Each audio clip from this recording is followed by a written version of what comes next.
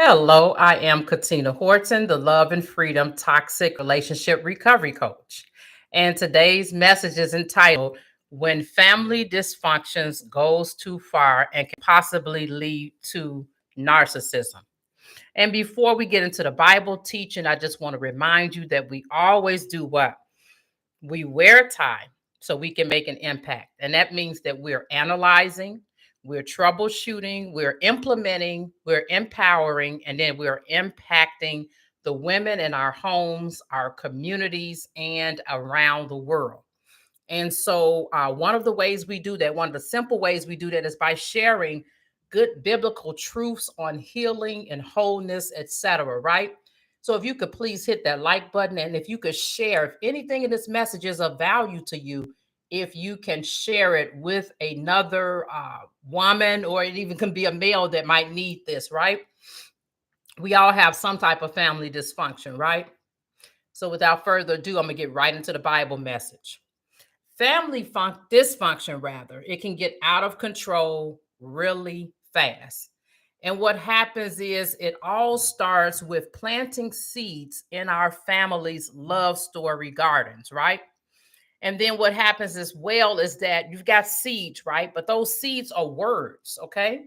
So every word that your mind, body, soul, and spirit says are either bringing life or death to yourself and to others.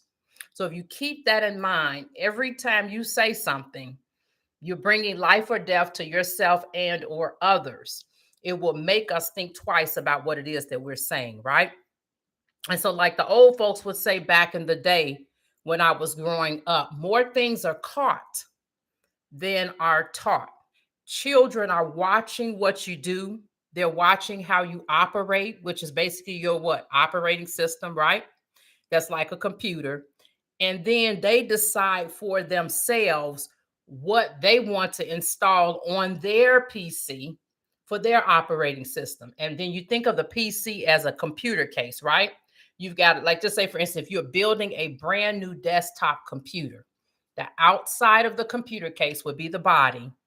The inside, which is the lining of the computer case, that would be your soul. So think of the computer case as representing your body and soul, right? And that soul is that inner life, which is composed of your mind, your will, and your emotions, right? And I also want you to remember that the scripture says over in Proverbs 18:21, death and life are in the power of the tongue, and they that love it shall eat the fruit thereof. So when we're hearing those seeds, right, which are the words that's going into us and dropping down into our mind, body, soul, and spirit, that's leading us to feel some type of way, we're doing one of three things with it. We're either internalizing it, right, which means that leads to self-loathing, self-hatred, all of that. Or we are, if we're not internalizing it, which means we're keeping it, the second clutter strategy would be we're giving it away. That means we're blowing our trauma through somebody else. And nobody wants anybody else's trauma because we've all got enough trauma of our own, right? And then the third option could be that if we're not giving it away, right, then what we're doing is that we're throwing it away. And we're throwing it away. It's not like it's going into the sea of forgiveness like with God.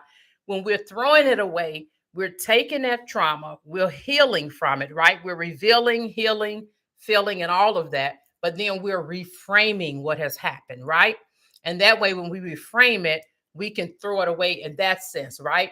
We're reframing that story, we're putting a new frame on it. And then in turn, we're doing what? We're able to move forward. So we're doing one of three things whenever we get clutter in our minds, bodies, souls, and spirits, right? We're doing one of three things. We're either keeping it, we're giving it away, or we're throwing it away, right? One of three things, okay? And in John 10:10, it says, the thief comes to steal, kill, and destroy. But I came to give you life and to give it to you more abundantly, right? And that means we're planting seeds of death. That means we're not operating out of the spirit. If we're planting seeds of death, If the words we're saying is death, right? We're not operating out of the spirit. We're walking purely in the flesh, right? And remember the other scripture verse that says that the spirit is willing, but it's the flesh that's weak, right? And then sometimes we can get to the point where say, well, I've been doing this for 50 years and I'm not about to change now. But the thing about it is, yeah, you've been doing it for 50 years. And yes, you don't want to change now. All of that said and done is true, right? And at the same time, for 50 years, you have been planting death into the lives, right? The seeds of death, those toxic roots into your children, your grandchildren, and possibly great grandchildren, right? And so once we plant those seeds and infect people with those toxic seeds and dysfunctional patterns of behavior, and then those coping mechanisms, that actually causes us to settle. We don't even think about what we're doing to other people. We just think about, well, I've been doing it this long. I might as well just keep on doing it, right? That's what caused them to settle, right? And they're thinking, we're walking around thinking we're living our best lives, but settling is not living your best life, right? That's not abundant living, right? These lives are dysfunctional. And the end result is that we walk around with a limited worldview. Now, when I'm coaching the ladies, the women in toxic relationships, I always go over this 5L relational cycle. And that means it starts with love, lies, limiting beliefs, learned stress response, and a limited worldview. And when it starts with love, that means that we learn a certain concept of love based upon a couple of things, right? One of them is how our parents displayed love towards us, right? Parents and caregivers and other family members, how they displayed love towards us. It taught us a certain concept about love, right? It also, depending on that behavior, it also caused us to have one of 4 attachment styles. Those are love attachment styles, that is. And it could be secure attachment style, where we securely attached. It could be insecure / anxious /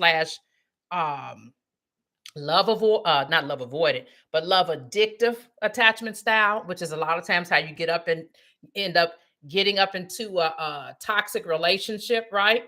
And then the third one, you got the avoided attachment style. That means that you're giving the person, either you're not giving them what they want or you're giving them something different. And then you got the fourth one, which is the fearful avoiding attachment style. And that leads to a push and pull, because that means there's so much trauma, drama, neglect that the child does not trust the parent. They need them for its survival. They don't trust them.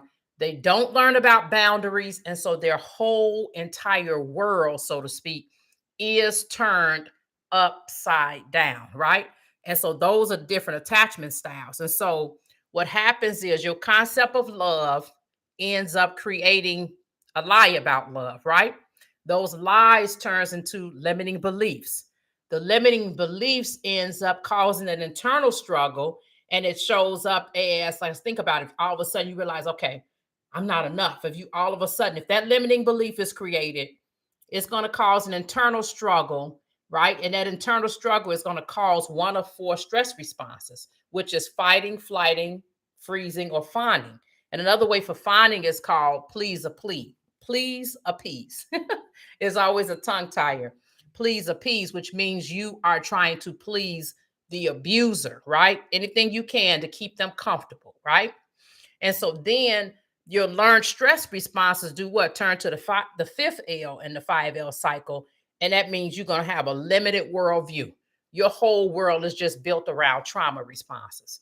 And that means that the trauma responses is going to distort your view of God. And then it distorts also our view of ourselves. And then it distorts our view of others, if that makes sense, right? So when you believe the lie that love is lying, every time you get to a certain place that your family members visited and or other people are at, right? When you get to that place where your family members and other people you love are there, right? The unresolved trauma that was passed down to you gets triggered because your body is remembering this trauma, and then you start lying, okay? So I'm going to read that one more time. When you believe the lie that love is lying, every time you get to a certain place that your family members and of loved ones visited, The unresolved trauma that was passed down to you gets triggered because your body is remembering this trauma, and then you start lying. So that's point number one, right? So that means you start reenacting the trauma that you've experienced before, or your parents, grandparents, great grandparents, and on and on and on. The ancestors all the way back. You start acting out, right? The trauma that they've experienced, right? And that happens because there's lack of self-awareness about the behavior. You're stuck in that vicious cycle, right? That's going to keep you stuck. Lack of wanting to change and living the way that God created us to live, the authentic self, right? The authentic version of ourselves. So failure to want to change and do that, and liking yourself just the way you are. I've been like this for 50, 60 years, 40 years. I ain't changing now. Well, as a result of that, you end up being stuck in those behaviors, right? And then also lack of people who love you, being fearful of bringing these things to your attention because of thinking that they're going to lose out on the relationship with you, right? They're afraid of ruffling any feathers. And that's going to also keep you in that cycle, right? Just sweep it up under the rug instead of saying something to you. You know, I notice every time this, of course, starting off in love, first of all, giving them all the good qualities. And then, can I talk to you for a moment? I notice every time I mention something about this, it kind of sends you spiraling out. Do you think that maybe there's some type of wound that's there that maybe needs to be healed? But instead, we just look and we just keep on going and ignoring it, right? And so if that's what's happening in our families, and then we go out in the real world and no one's saying anything, it becomes a problem.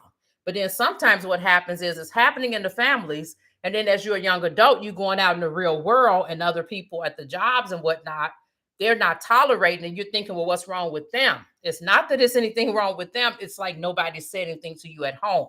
So now it's like, no, we're not tolerating this behavior. You understand what I'm saying? Because whatever pattern of behavior we have, we just go ahead and just pass it on everywhere we go. Every place we're at, you see what I'm saying? Every location we're in, we just keep passing that dysfunction on and on and on. And then in this situation, just think about it, even when it comes to lying. If you tell the kids, they call, tell them I ain't here. It could be the bill collectors. It could be friends. It could be family, whoever. Just tell them I ain't here. They come to the door, tell them I ain't here. So what are we doing? We're teaching them that avoidance and lying is the way to deal with problems. Instead of speaking up and saying, I don't feel like, being bothered right now. I'm just not feeling my best. And if, we can talk later and I'll explain to you later, but right now it's just not a good time. So we're teaching them, right? And the same thing happened with Abraham and Sarah. When they went to Egypt, what did Abraham do? He threw Sarah under the bus. He said, I know what a beautiful woman you are. When the Egyptians see you, they will say, this is his wife. Then they will kill me, but let you live. Say you are my sister so that I will be treated well for your sake, and my life will be spared because of you. Okay, so that's a 2-for-1 special. It's like, okay, so not only are you saying to lie, but then I'm going to be unprotected, right? As a result, I can be abused and mistreated and all of this. And it says, when Abram came to Egypt, the Egyptians saw that Sarai was a very beautiful woman. And when Pharaoh's officials saw her, they praised her to Pharaoh, and she was taken into his palace. You see what I'm saying? So he threw her under the bus. She could have really been hurt. God intervened in that situation. But Sarah was left open and unprotected due to Abraham's lying. See what I'm saying? Okay, and it gets better. We have the situation where this happens again. You would think he would have learned his lesson. They get over there to where Abimelech is, right? Over in Gerar. And here it is again. And Abraham said of Sarah, his wife, she is my sister. And Abimelech, king of Gerar, sent and took Sarah. So as if it wasn't enough that Sarah almost was taken advantage of, used, abused, and whatever else could have been done to her. But Abraham lies and leaves her unprotected again. You see what I'm saying? And God had to come to Abimelech at night and, be like, hey, this needs to stop right here. This is this man's wife. He's a prophet, blah, blah, blah, right? And so Abimelech even confronted Abraham. He said he not unto me, she's my sister. And she herself said, he is my brother. In the integrity of my heart and innocency of my hands have I done this. So he said, I didn't know, basically. You know what I'm saying? I went off of the information I was given. And that's all he could go by. Then we go over to Genesis 26. What happens is, now here we go. This is Abraham and Sarah then, right? Now Isaac is born. Mind you, Isaac didn't see what was going on then. He does the same thing with Rebecca. He does the same exact thing. Genesis 26 and verse 7. When the men of that place asked him about his wife, he said, she is my sister, because he was afraid to say, she is my wife. He thought the men of this place might kill me on account of Rebecca because she is beautiful. Now, how crazy is that? And the same thing that happened there. Abimelech happened to see Isaac caressing Rebecca and like, wait a minute, what's going on here? And that's when he confronted the situation. Once again, Rebecca was left. That lying led to Rebecca being left unprotected, which was not a good thing. Okay. Next thing about this is point number 2. And this is going to be a real quick message. When you believe that love means breaking agreements and covenants, you will go as far as you need to go to make sure that agreement and covenant is not carried out. You have here where Abraham sent his servant to go find a wife for Isaac. And then you got Laban, right? Good old Laban. His whole MO was what? First of all, he made the agreement /oath/covenant. Number 2, he got the goods, products, and or services. Number 3, he love bombed with the party, food and drinking, etc. Number 4, he reneged the next morning, right? And so that's what ended up happening when Abraham's servant went to get Rebecca. Laban played some games on him. That avoidant attachment style that narcissists have times 100, right? It kicked in. And this, first of all, what they agreed to was to let her go. But then it says, first they said Laban and Bethuel, and Bethuel is Rebecca's father. It says, then Laban and Bethuel answered and said, the thing proceeded from the Lord. We cannot speak unto thee bad or good. It went from that to after he'd gotten the goods, and then he love bombed them with food the next morning. Well, maybe she stayed 10 days. And then the master's like, no, we need to go. And then it turned to, well, maybe we can ask her. You see how it kept changing? Okay. Once again, we got Laban once again when Jacob was working for Rachel, right? It says, then Jacob said to Laban, give me my wife that I may go in to her, for my time is completed. So Laban gathered together all the people of the place and made a feast. But in the evening, he took his daughter Leah and brought her to Jacob, and he went in to her. In the morning, behold, it was Leah, and Jacob said to Laban, what is this that you've done to me? Did I not serve you for Rachel? Why then have you deceived me? And Laban said, it's not so done in our country to give the younger before the firstborn. Well, see, the thing about it is that Laban already knew this. It wasn't like he didn't know that. He didn't even give those details to Jacob when they first came up with this agreement of what was going to be done and how he was going to work for Rachel. That's when you mention all of the terms of the agreement right there, when everybody is signing, right? Making the oath/agreement/covenant. You mention all the terms of the agreement right then and there. You don't wait till it's time for the goods to be delivered. You see what I'm saying? So Laban was just a bad narcissist. He was a bad businessman, right? And that spirit of narcissism was just running through him. He was a bad businessman, right?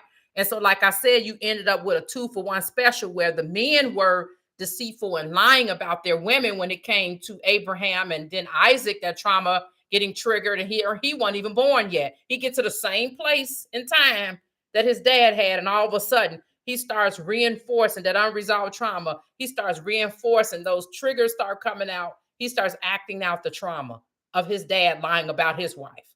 You see what I'm saying? Same place, right? Different time period, right? And then you get Sarah and Rebecca, who both could have been raped, abused, and used because of Abraham and Isaac's lying, right?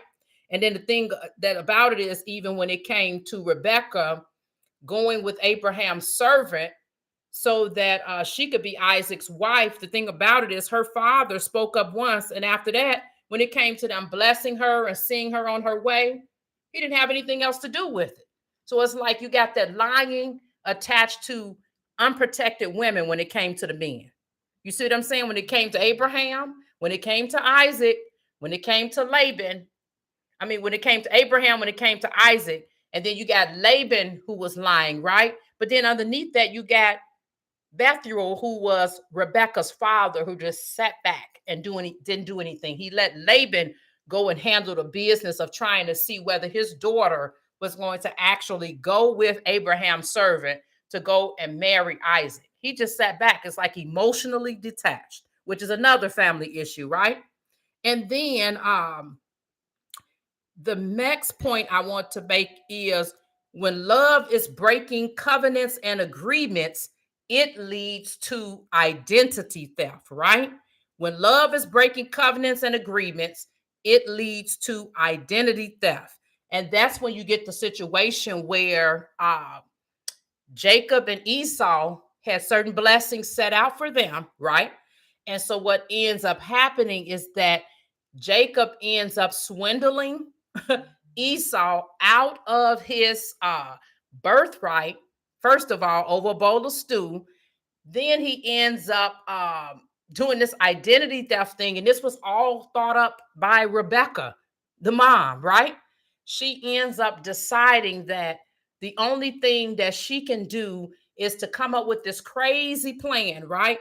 So that Jacob could lie to his dad about who he was. And Jacob didn't want to go through it in the first place because he was thinking, well, what if I'm caught? This is going to bring some type of curse onto me. And I want you to think about this. You got a man that's at least 40 something years old. He's still in the hooks of his mother. The umbilical cord has not been cut. You got a man that's 40 some years and older who is not following through when it comes to having his own boundaries and telling his mother no. He ends up going through this whole identity theft, right? Because this is what they show. You go this far. Where did Rebecca see it at, right? Rebecca saw all of this play out from her brother Laban, from her brothers being deceitful, right? And her mother being deceitful and having that avoidant attachment style. So she saw Laban, her brother, who was a narcissist. She saw all of this stuff play out with him. And then so what happens in turn, because she saw all of this stuff play out with him, then what she ended up doing is playing it out herself with deciding, okay, I know God said that the older is going to serve the younger, so this would be a perfect time for me to set all of this in motion. So she wanted to go ahead and play God herself instead of letting God figure that out, right? And she decides, okay, the only way to do this, to break this agreement, because this is what I saw Laban doing, I'm going to do it myself. I'm going to cook the stew while Esau's out hunting. You go get the goats, Jacob. And Jacob's like, well, wait a minute. I'm not hairy like my brother. I'll put all that on you. I'm going to put the costume on you. I mean, she had this whole theater production going. I mean, it's just craziness. But you see how far it goes when family dysfunction exists. It gets way out of control, right? And even it says, now, my son, listen carefully to what I want you to do. Go and kill 2 of your best young goats and bring them to me. And even Jacob said, my brother Esau is a hairy man, and I'm not. If my father touches me and realizes I'm trying to trick him, he will put a curse on me instead of a blessing. Really? and still, even when he said all that was true, he still went along with Rebecca. She said, let this curse fall on me. Just do what I say and bring me the meat. He's a good and grown man. He's not a child. No curse was going to fall on her. Yes, she's going to have to pay her penalty for sin. But for what we do as adults, we are responsible ourselves. But you see how entangled he was with his mom?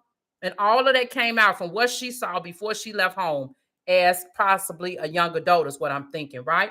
It doesn't end there. Because of Jacob's sin of favoritism, when it came to Joseph, right? He had Joseph by Rachel in their old age, right? Joseph was overly indulged, and that's a marker for narcissism. Luckily, he didn't end up in that direction. The pit actually saved his character, right? And that means he could become, otherwise he could have become a person of evil, a person of deceit, right? And those seeds could have been continually passed down, right? You see what I'm saying? So Joseph actually became the redemption person for all of that deception that was going on in his family. He actually became the person that went through and did the work and redeemed it. And so can You, right? So that brings us to the last point is when love is hatred, it can lead to murder or faking death. And that's what Joseph's brothers wanted to do with him. They faked his death. They hated him, right? They hated him, but it led that hatred and putting him in the pit actually led him to eventually go to the palace and to be able to save Egypt, right, from the famine. But all of that had to come about in order to have Joseph's redemption story, right? And you don't have to stop and keep allowing all of the junk from your family's bloodline, right? And all of these DNA markers to reach through inside of you. And you go, okay, I'm going to get to this place. It says, love is lying. I got to lie. I got to reenact my grandparents' trauma that was unresolved, right? I got to go so far as identity theft and take my sister or brother or other family members' identity in order to show that this is love, right? So I can break an agreement. You see what I'm saying? And so even with Rebecca, I've got to break agreement / oath says covenant because this is love. This is what I saw Laban doing all the time. When Abraham's servant came, I saw it. And I saw it before then. You know, it was other times that it happened, even though the scriptures didn't mention it. If this is his pattern of behavior and it mentions it several times over, that was Laban's MO. That's all Rebecca saw. And that's all she knew how to do when she wanted to make sure her favorite little child got what he wanted. You are enough. Reclaim your power, soul, and identity today. And then I want you to reclaim the power, soul, and identity of your calling. Grab your keys to the kingdom and get your inheritance. Again, I am Katina Horton, the Love and Freedom Toxic Relationship Recovery Coach. Until next time, and be blessed. Love you, ladies.